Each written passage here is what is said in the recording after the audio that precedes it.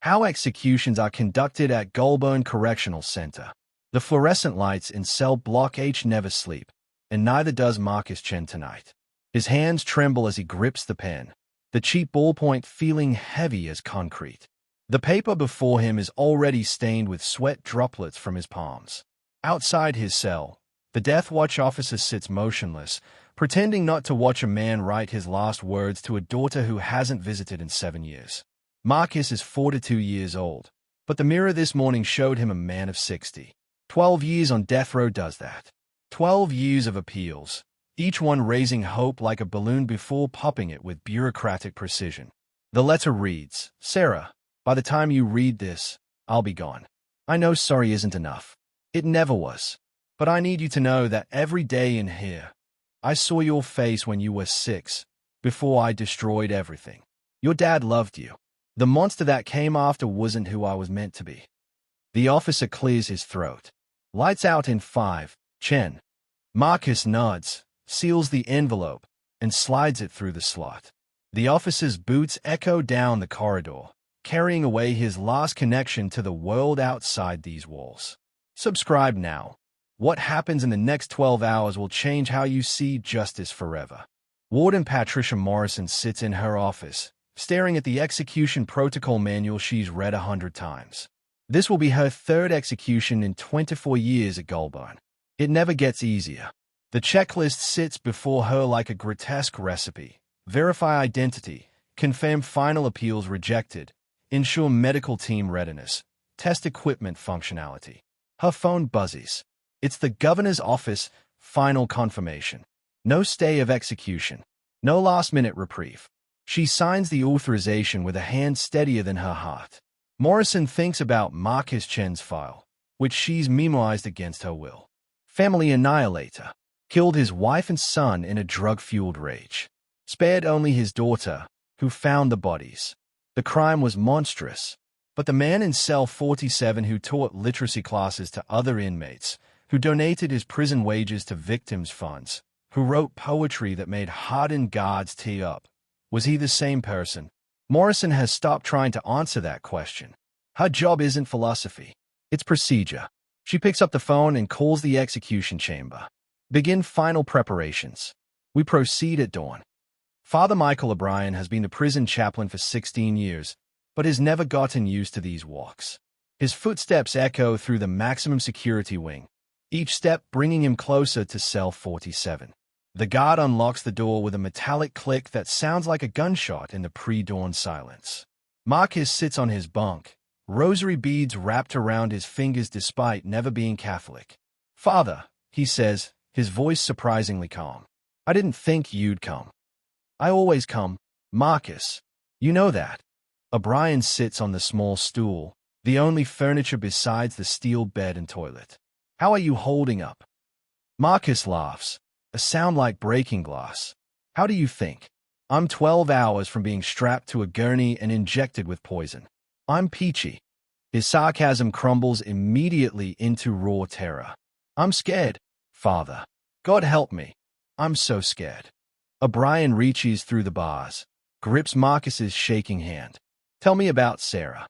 Tell me about the good times." For the next hour, Marcus talks about birthday parties, first steps, bedtime stories. O'Brien listens, bearing witness to a life that was more than one terrible night. When he leaves, Marcus is crying softly, but breathing steadier. The man who enters through the staff entrance has no name, at least not one anyone at Goulburn knows. Is simply called the specialist. He carries a small black medical bag and wears the expression of someone heading to file paperwork, not end a life. Warden Morrison meets him in the secure corridor outside the execution chamber. "Everything's ready," she says, handing him the protocol manual. "Lethal injection. 3-drug protocol." The specialist nods. He's done this 4 to 7 times across 3 states. He's a registered nurse, though he lost his regular hospital job years ago when administration discovered his side work. Now this is all he does. $4,000 per execution. He tells himself he's providing a service, that someone has to do it, that it's more humane than the alternatives. He enters the chamber and begins his checks. Syringes lined up like soldiers. 4 lines tested for air bubbles. Drugs measured precisely. Sodium thiopental to render unconscious, pancuronium bromide to paralyze, potassium chloride to stop the heart. His memorized the sequence so thoroughly he could do it blind. In the observation room next door, he can see the empty witness chairs through the one-way glass. Soon they'll be filled with victims' family, media, prison officials, all watching him work. He doesn't let himself think about Marcus Chen, only the procedure. The kitchen worker, an inmate named Chen serving 15 for armed robbery, prepares the last meal with unexpected reverence. Marcus requested simple food, his grandmother's recipe for chicken adobo, white rice, and mango. The kitchen somehow sourced the ingredients, a small mercy in a merciless place. Chen plates it carefully on the standard issue tray, but adds a folded paper napkin, a tiny gesture of dignity. He's known Marcus for 8 years. They played chess every Tuesday. Marcus always let him win. Then later Chen realized Marcus was teaching him strategy by losing instructively. The guard transports the tray to cell 47. Marcus stays at it for a long moment before picking up the fork. The smell transports him to Manila, to his grandmother's kitchen, to being 8 years old and innocent. He eats slowly, savoring each bite, tears running down his face. He manages half before nausea overwhelms him. The guard watches impassively as Marcus pushes the tray away. "Can't," Marcus whispers. "Tell Chen it was perfect. Tell him thank you." The guard nods, a crack in his professional armor.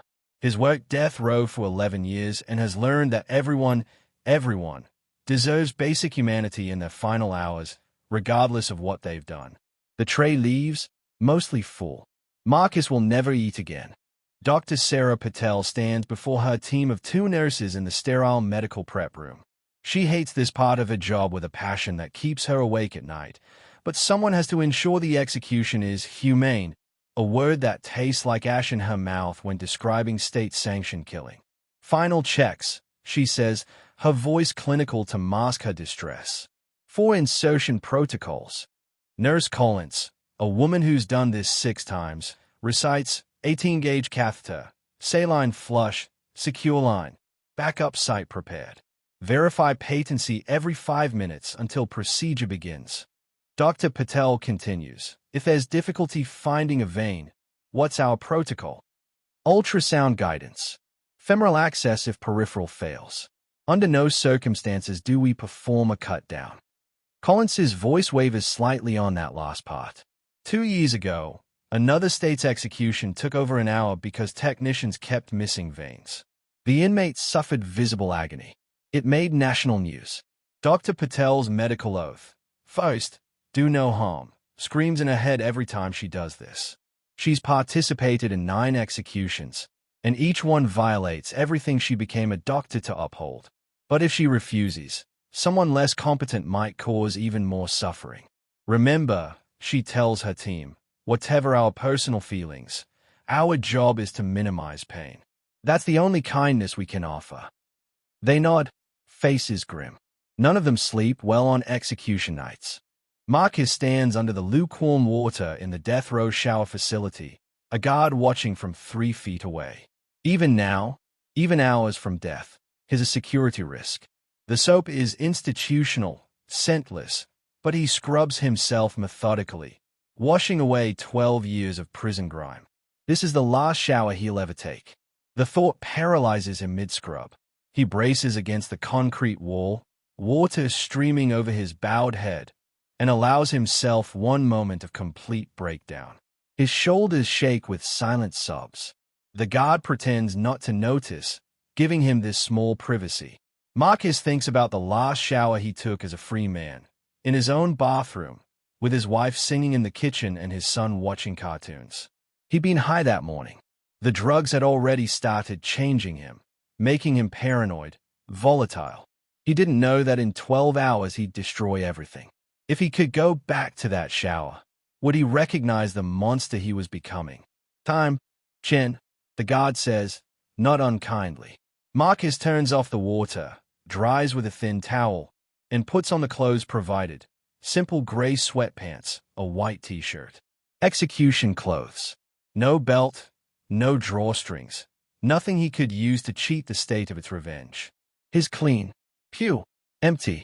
Jennifer Hartman sits in her car in the prison parking lot, unable to make herself walk inside. She's Marcus Chen's victim, his wife's sister, Sarah's aunt. She's come to watch him die, and she's not sure why. Closure? Justice? Revenge?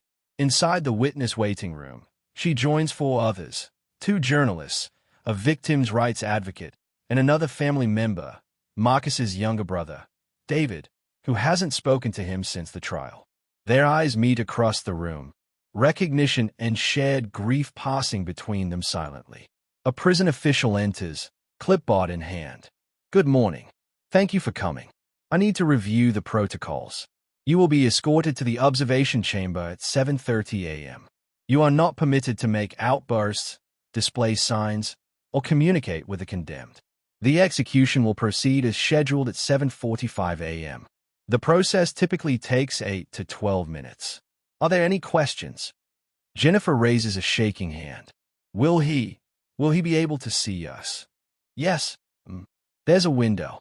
He can see into the observation room. David Chen stands abruptly and leaves for the bathroom. Jennifer hears him vomiting.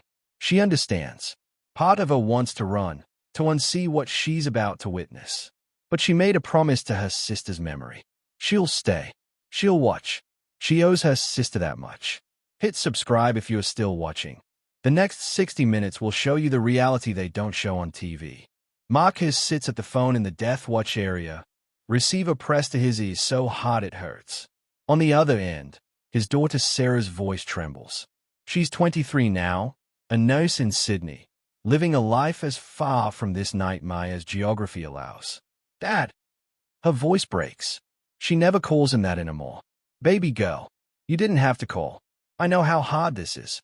I needed to say. She can't finish. 12 years of therapy, of anger, of grief, of complicated love for a father who became a monster, all colliding in this moment. You don't have to say anything, Marcus tells her, his voice gentle despite his terror. I know you're angry. I know you hate me. You should. What I did was unforgivable. I don't hate you, Sarah whispers. I hate what you did. I hate that you took Mom and Danny from me. I hate that you destroyed our family. But you're still my dad. And I'm so sorry this is how it ends. Marcus closes his eyes, tears streaming. I'm sorry I won't see you become the amazing woman you're already becoming. I'm sorry for everything. Every single thing. If I could trade places with them, bring them back, I would in a heartbeat. I know, Sarah says. I forgive you, Dad. I don't know if I should, but I do. Find them. Tell Mom I'm okay. Tell Danny I became a nurse like I always said. The guard taps Marcus's shoulder. Time. I love you, Sarah. Always. Forever. I love you too, Dad. Goodbye. The line goes dead. Marcus hands the phone back, his last connection to the outside world severed. The Death Watch team arrives at cell 47. 4 guards, Warden Morrison, Father O'Brien. Marcus is already standing, trying to look brave and failing completely. His legs shake so badly he can barely stand. Marcus Chen, Warden Morrison says formally, it's time. They don't cuff him, an odd mercy. Instead, 2 guards position themselves on either side, ready to catch him if he falls. The walk from the cell to the execution chamber is only 8 to 7 feet, but it stretches like a mile. Other inmates are silent, a rare show of respect even for a man who killed his own family. Marcus's feet move mechanically. Left, right, left, right. The hallway seems to narrow with each step. He can hear his own heartbeat thundering in his ears, feel the blood rushing through veins that will soon be filled with poison. His vision narrows to a tunnel, the chamber door growing larger, more terrible, more inevitable. Father O'Brien walks beside him, murmuring prayers Marcus doesn't hear. The chaplain's presence is comfort enough. 60 feet, 40 feet, 20 feet. The door to the execution chamber opens. Inside, the gurney waits like an altar, leather restraints hanging open like arms ready to embrace him. The medical team stands ready, faces professionally blank. Through the observation window, Marcus can see the witnesses filing in. 10 feet. 5 feet. Marcus's legs give out. The guards catch him gently, help him walk the final steps. No judgment, no roughness. They've seen this before. Terror is universal. He enters the chamber. The door closes behind him with a finality that stops his heart for a moment before it restarts, racing. Please lie down on the gurney, Marcus. Warden Morrison's voice is softer now, almost motherly. Marcus approaches the table like a man walking through deep water. It's surprisingly narrow, padded with thin vinyl. He sits first, then swings his legs up, lies back. The ceiling is acoustic tile, water-stained in one corner. This is the last thing he'll ever see. The guards begin fastening the restraints. Chest strap first, pulled snug across his sternum. Then his wrists, left, then right, secured to extension boards that stick out from the gurney's sides, arms spread like a crucifixion. Ankle straps next, tight enough to prevent movement but not circulation. A final strap across his thighs. Marcus tries to breathe normally but can't. Each breath is shallow, panicked. His chest heaves against the restraints. I can't breathe, please. You're having a panic attack, Dr. Patel says, appearing at his side. Try to slow your breathing. In through your nose, out through your mouth. You're getting plenty of air. She's kind, he realizes. Despite what she's about to do, there's compassion in her eyes. He focuses on her voice, forces his breathing to slow. In, out, in, out. The restraints are complete. He cannot move anything except his head, and even that only slightly. He is completely, utterly helpless.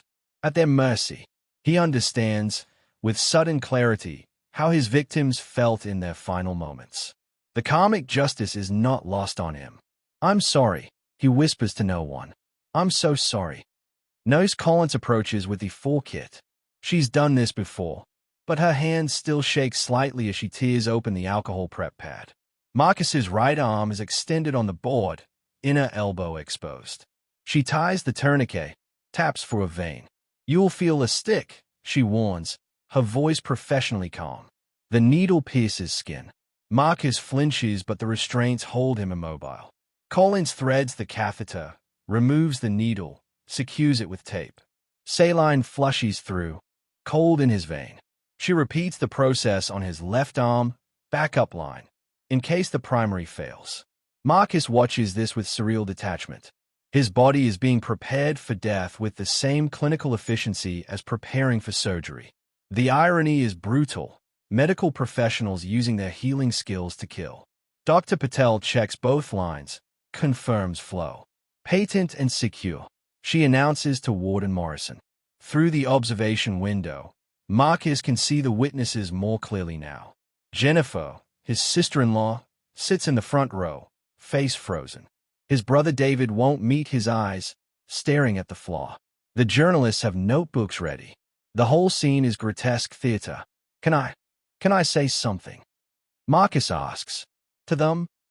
Warden Morrison nods. You'll have an opportunity for final words before we proceed. A microphone hangs above the gurney. His voice will carry to the observation room. What can he possibly say that matters? What words could ever be enough? He has 3 minutes to figure it out.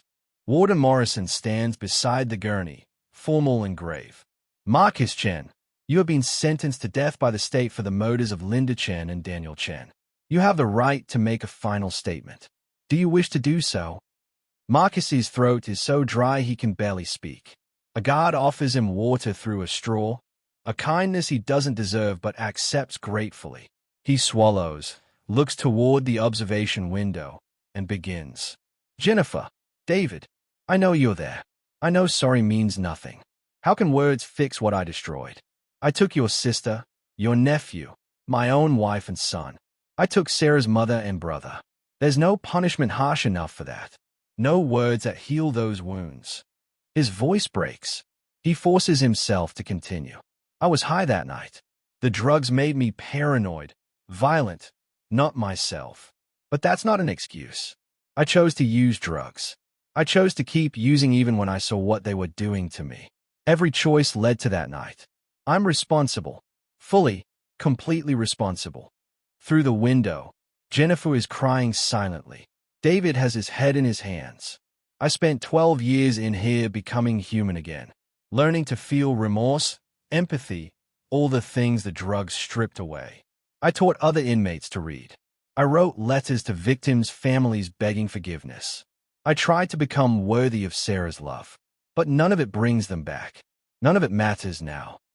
Marcus takes a shuddering breath. To Sarah, baby, I love you. I'm proud of who you've become despite me.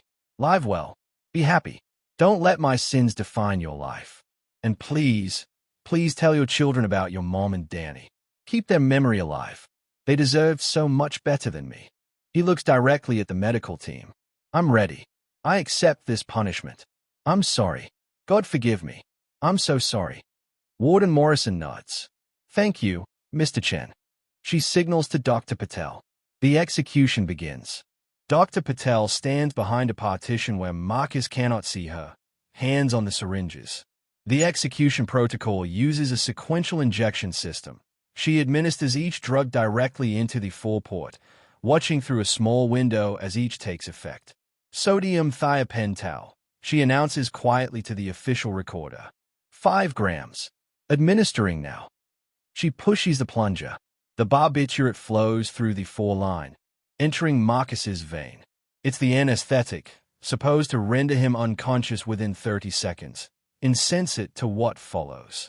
Marcus feels it immediately. A coldness spreads up his arm, then a wave of heavy warmth. His vision blurs at the edges. His breathing slows. The panic that's been strangling him for hours suddenly releases as the drug suppresses his central nervous system. It's cold. He murmurs, his last coherent words. Dr. Patel watches the monitors. Heart rate dropping. Respiratory rate decreasing. Consciousness fading. After 4 to 5 seconds, she performs the consciousness check, calls his name loudly, touches his eyelashes to trigger a blink reflex. Nothing. He's under. In the observation room, witnesses lean forward. This is the moment where it either goes smoothly or becomes a nightmare. Jennifer holds her breath. David finally looks up. Unconscious and unresponsive, Dr. Patel reports to Warden Morrison. Proceeding to second agent. Her hand reaches for the next syringe. Pancuronium bromide. The paralytic. This is where it gets morally complicated. If the anesthetic failed, if Marcus can still feel, this drug will paralyze him so he cannot scream or signal his agony. She hesitates for just a moment, then pushes the plunger. The pancuronium bromide flows into Marcus's bloodstream, a clear liquid carrying chemical paralysis. Within 60 seconds, every voluntary muscle in his body stops responding. His chest stops rising. The drug paralyzes the diaphragm, making breathing impossible. The ventilator they've attached compensates, pushing air into his lungs mechanically. Dr. Patel watches the monitors intensely. This is the drug that terrifies her most. If Marcus is still conscious, still feeling, he's now completely unable to communicate that horror. The anesthetic should have worked, but she's read the studies. 5 to 10% of surgical patients experience anesthesia awareness. What if Marcus is in that percentage? What if he's screaming inside a frozen body? She pushes the thought away. The protocol has been tested. The dosage is massive, far more than needed for unconsciousness. He cannot feel. He cannot feel. In the observation room, witnesses watch Marcus's body go completely still. The rise and fall of his chest continues only because of the machine. He looks peaceful, like he's sleeping. Jennifer finds this disturbing.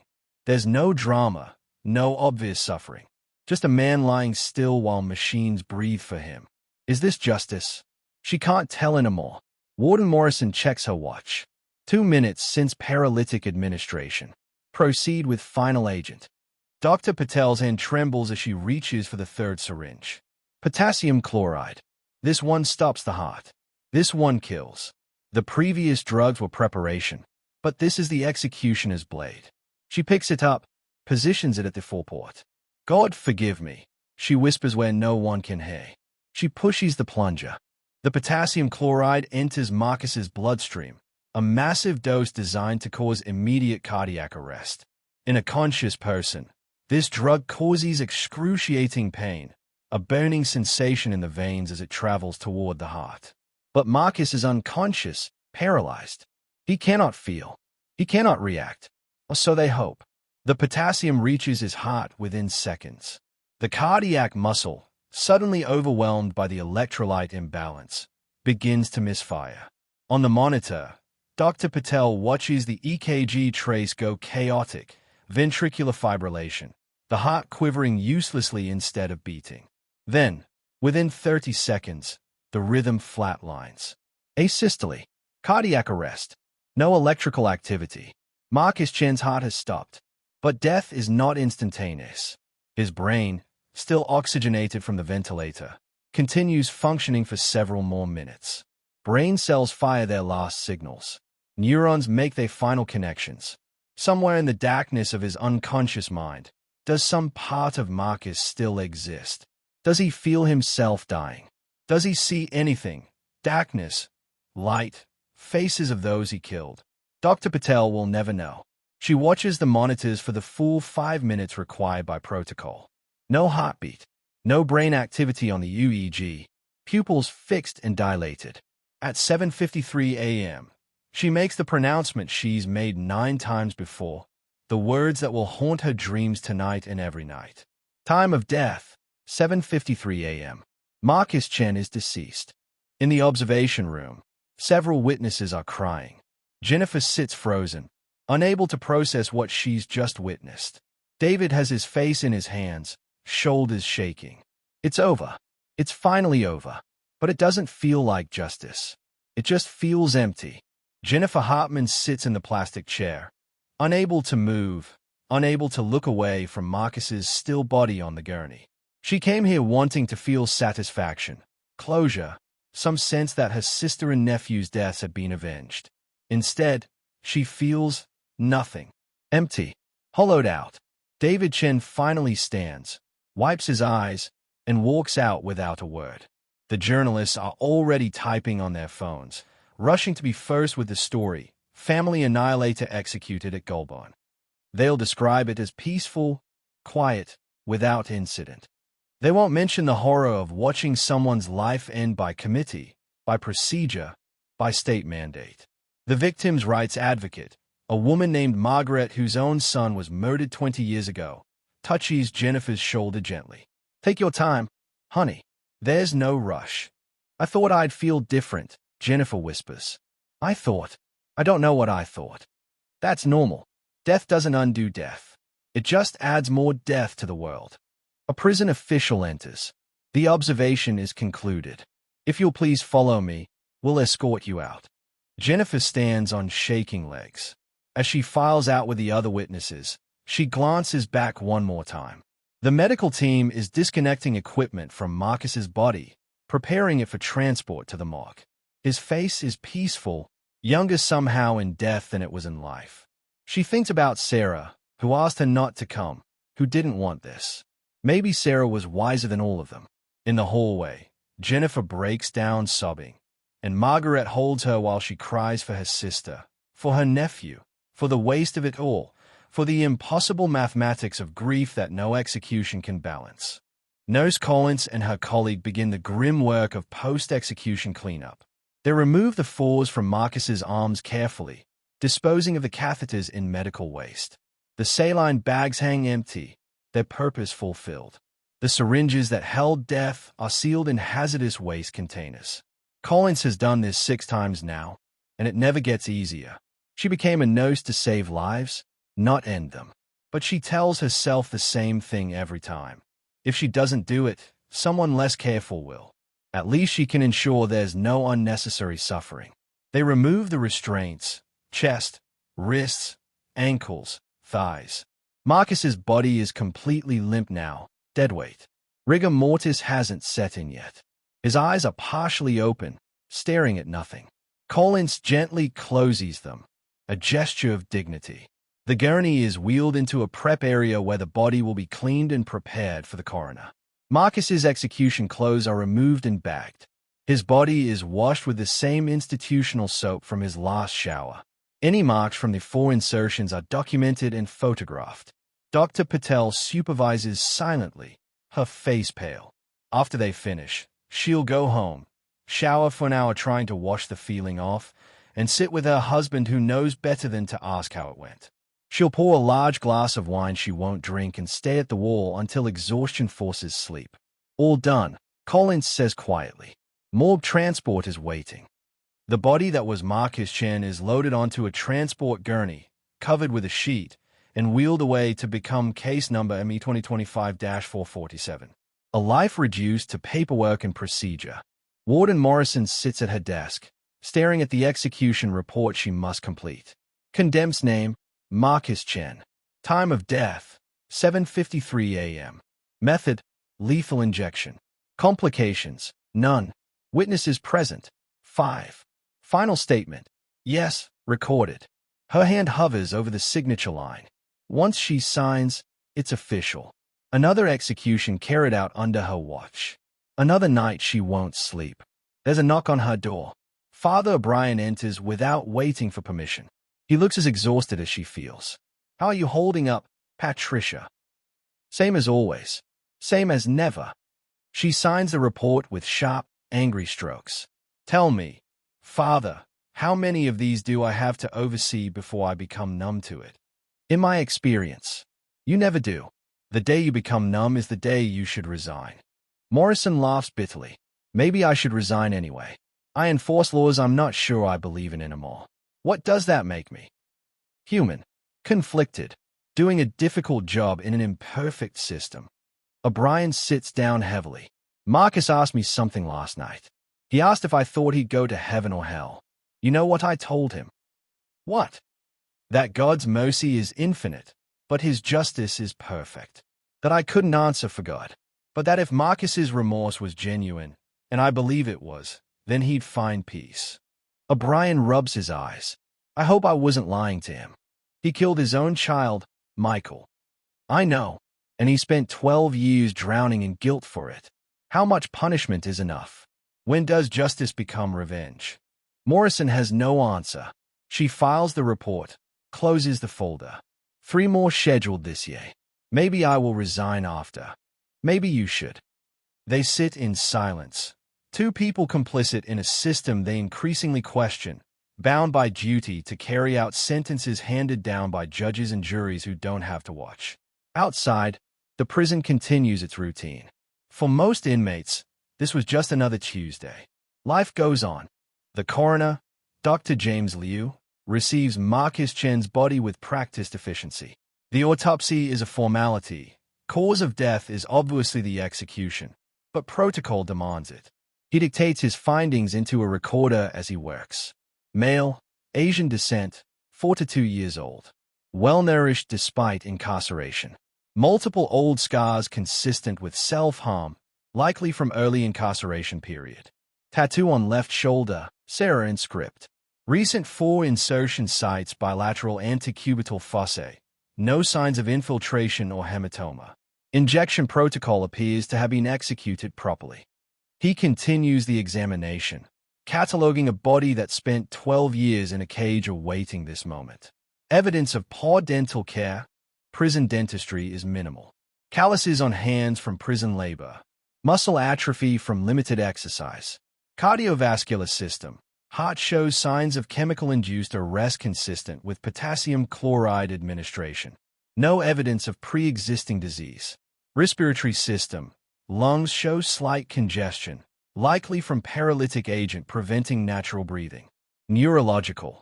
Brain appears normal on gross examination. No obvious pathology. Dr. Liu has examined 14 executed prisoners in his career. They all look the same on the table. Just bodies, meat and bone. All signs of personality erased.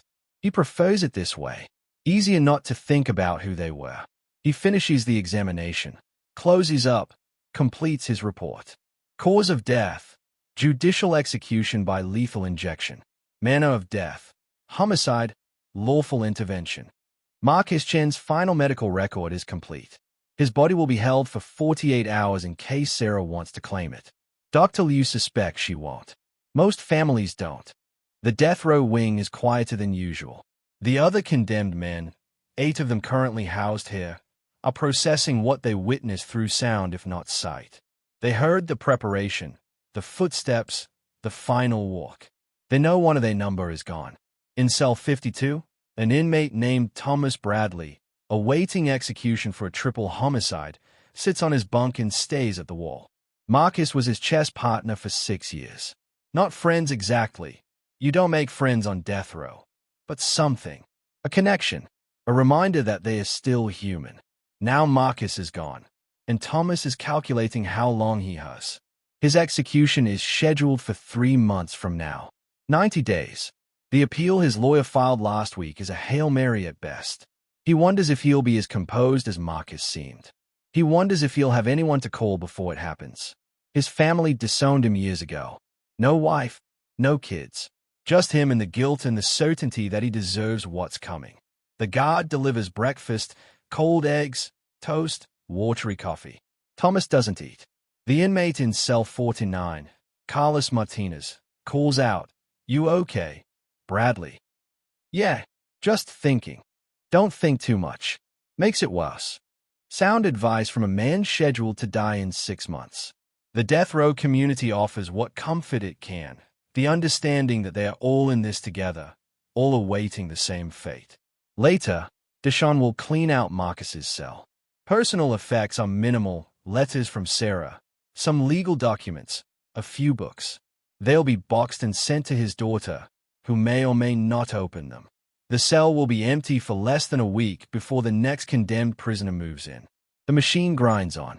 In the prison's media center, Warden Morrison faces cameras and reporters for the mandatory post-execution press conference. Her statement is prepared, carefully worded by the state's legal team. At 7:45 a.m. this morning, Marcus Chen was executed by lethal injection for the 2013 murders of Linda Chen and Daniel Chen. The execution was carried out in accordance with all protocols and without complication. Mr. Chen was pronounced dead at 7:53 a.m.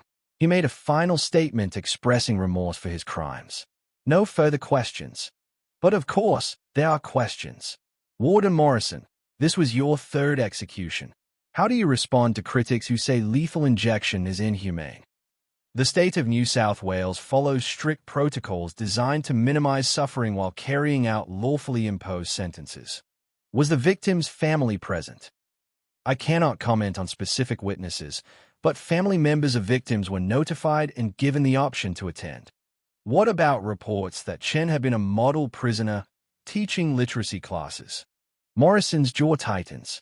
Mr. Chen's behavior during incarceration doesn't negate the severity of his crimes. He was given due process, his appeals were exhausted, and the sentence was carried out as ordered by the court. Should rehabilitation factor into? That's all. Thank you. Morrison stands and leaves before they can follow up. She's done her duty. The rest is above her pay grade. In the media room, reporters file stories with headlines already written. Family killer executed. Chen put to death for double murder. Justice served in 2013 slayings. The nuance, the complexity, the horror and pity and waste of it all, that won't fit in a headline. Sarah Chen sits on her apartment floor in Sydney, still in her scrubs from the night shift, phone clutched in her hand. The prison called 30 minutes ago. It's done. Her father is dead. She should feel something, relief, closure, satisfaction that justice was served. Instead, she just feels tired. Bone deep, soul-crushing tired. Her therapist warned her this would be complicated. You can love your father and hate what he did. You can grieve for him and still be angry. Emotions aren't logical. Sarah looks at the photo on her wall, her whole family before it's shattered. She's 6 years old, grinning gap-toothed between her parents. Danny, just 3, sits on their dad's shoulders. They look happy. They were happy before the drugs, before the paranoia, before the night that ended everything. She remembers finding them, remembers screaming, remembers her father sitting in the corner, covered in blood, crying and saying he was sorry over and over. Remembers the police, the sirens, the foster homes before her aunt took her in. She also remembers, And this is what confuses her. Prison visits before she stopped going. Her father, sober and clear-eyed for the first time in years, holding her hands through the glass and teaching her algebra, encouraging her to become a nurse, writing her letters every week for 12 years, never missing once. Which man was her real father? The monster who killed, or the man who spent his last years trying to make impossible amends? Sarah doesn't know. Maybe both. Maybe people are more complicated than good and evil. She opens her laptop and begins writing his eulogy, though she's not sure anyone will come to her service. She owes him that much, and she owes her mother and brother the truth about who he became after. All of it. The whole terrible, complicated truth. The execution chamber sits empty now, cleaned and reset for the next time. The gurney is back in position, leather restraints hanging loose. The floor equipment has been sterilized and restocked. The drugs for the next execution are already ordered, waiting in the secure pharmacy. A cleaning crew mops the floors with industrial disinfectant, washing away any trace of Marcus Chen. They work efficiently, professionally. This is just another room to them, another job. They don't think about what happens here. Can't, if they want to sleep at night. The one-way glass has been cleaned, fingerprints removed. The witness chairs in the observation room are arranged in perfect rows. The microphone that carried Marcus's last words has been tested and reset. In 3 months, Thomas Bradley will lie on this gurney. In 6 months, Carlos Martinez. Then others, an endless parade of the condemned, each one shuffling through this choreographed death. The room waits patiently. It has no opinion on justice or mercy, guilt or innocence, redemption or damnation. It simply is a space designed for a single purpose, executed with bureaucratic precision. Outside the chamber, a small plaque lists the names of those executed here. Maintenance will add Marcus Chen's name by the end of the week. 4 to 7 names now. 4 to 7 lives ended in this room by the state's hand. The prison chaplain sometimes comes here alone, late at night, and prays for all of them, victims and condemned alike. He's not sure if anyone hears, but he does it anyway. The room itself holds no ghosts, no memories, no regrets. That's what the living carry. Dr. Sarah Patel sits in her office, the door locked, shades drawn. She's supposed to be doing paperwork, but instead she's staring at her hands, the hands that pushed the plunges, that delivered death with clinical precision. Her medical degree hangs on the wall, the oath visible in decorative calligraphy. First, do no harm. Every execution makes a mockery of those words.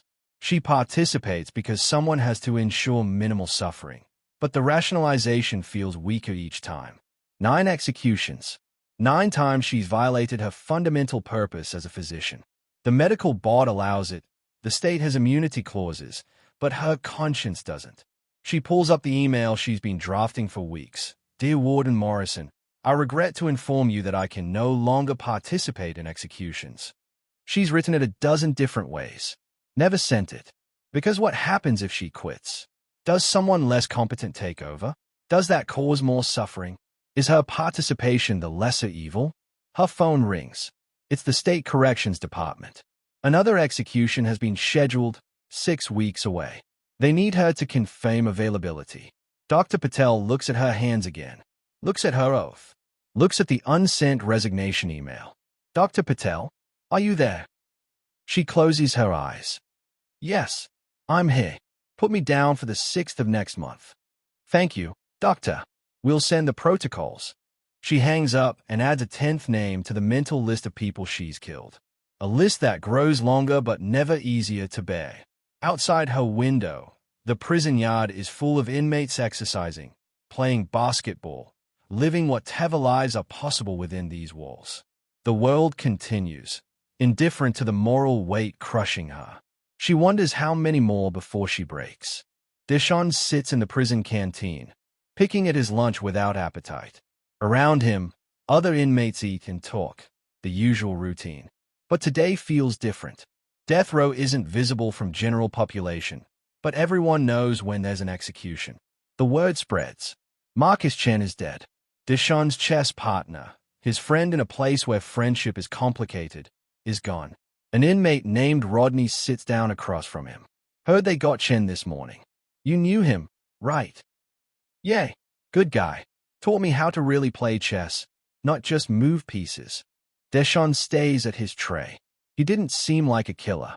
None of us do, man. That's the thing. Rodney's in for manslaughter, bar fight gone wrong. We're all somebody's son, somebody's brother. Then one day, one mistake, and that's all we are. Criminals. Numbers. He told me once he didn't recognize the guy who killed his family.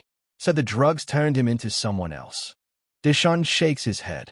12 years he spent trying to become human again. Then they kill him anyway. That's the system. Justice ain't about rehabilitation. It's about punishment. Deshawn thinks about his own case. 15 years for armed robbery. He held up a convenience store with a toy gun when he was 20, desperate and stupid. No one was hurt. But the law doesn't care about intent when a weapon's involved, real or not. He's got 6 more years. 6 more years of this beige existence. This limbo between freedom and death. At least he's not on death row. At least he gets a second chance. Marcus never did. Deshawn decides to write a letter to Sarah. Tell her about the chess games. About her father's kindness to a kid who needed guidance. Maybe it'll help. Maybe it won't.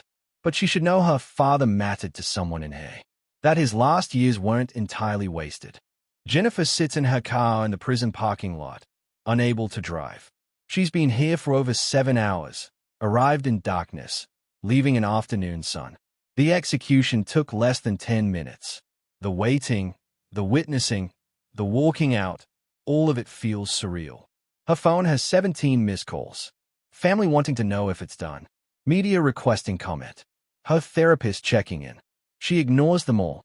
She thinks about her sister Linda. Beautiful, kind Linda who loved Marcus despite his flaws, who believed in him even when the drugs started changing him. Linda who died begging him to stop, according to the forensic evidence. Linda who used her body to shield Danny, trying to save their son. It didn't work. Marcus killed them both. Jennifer wanted him dead for that. Wanted him to suffer. Came here today to watch justice served. But what she saw wasn't suffering. It was clinical, procedural. A man put to sleep like a dog at a vet's office. Except this sleep is permanent. Where's the justice in that? Where's the proportional punishment for a man who beat his wife and child to death? Yet somehow, the peaceful death also disturbs her. Part of her wanted him to feel what they felt: terror, pain, helplessness. The fact that the execution was humane feels like a betrayal of Linda and Danny's memory. She can't win. Revenge offers no satisfaction. Mercy feels like injustice. There's no equation that balances out. Jennifer finally starts the car. She drives to the cemetery where Linda and Danny are buried. She sits between their headstones and tells them it's over. Marcus is gone. Justice has been served. The graves don't answer. The dead never do. But she cries anyway, for all of them, her sister, her nephew, even Marcus. For the family that existed in that photograph, before drugs and violence and death tore it apart. For the impossibility of making any of it right. Father O'Brien sits alone in the prison chapel, a simple room with wooden pews and a plain cross. He comes here after every execution to pray, for the condemned, for the victims, for everyone involved in the machinery of state death. Today he prays for Marcus Chen's soul and wonders if his prayers reach anyone. He's been a prison chaplain for 16 years, attended 23 executions. Each one has chipped away at his faith a little more. Not faith in God. That remains, somehow, but faith in humanity's ability to balance justice and mercy. Marcus was genuinely remorseful. O'Brien has counseled enough prisoners to know the difference between manipulation and real guilt. Marcus's remorse was authentic, crushing, all-consuming. He would have spent the rest of his natural life atoning if given the chance. But the state doesn't believe in redemption as a final answer. It believes in retribution. O'Brien thinks about Jesus' words, "Let he who is without sin cast the first stone." How many people in that execution chamber were without sin? How many witnesses, guards, medical staff? How many could claim moral superiority over Marcus? Yet they all participated in killing him, themselves included. "Forgive me, Father, for I have sinned," O'Brien whispers to the empty chapel. I participated in taking a life today. I walked a man to his death, gave him comfort, made it easier for the state to kill him. I don't know if that was right. I don't know if anything about this is right. The cross offers no answers. It never does. That's the nature of faith, trusting without certainty, hoping without proof. O'Brien will be here in 3 months when Thomas Bradley walks this path, and 6 months after for Carlos Martinez. As long as he's able, he'll walk with the condemned, because everyone deserves spiritual comfort in their final hours, even if it makes him complicit in their deaths. He prays until the evening bell rings, then rises stiffly and returns to his duties. The living still need him too. The evening headcount proceeds as it does every night at Goulburn. Guards move through each cell block, counting inmates, ensuring no one's missing.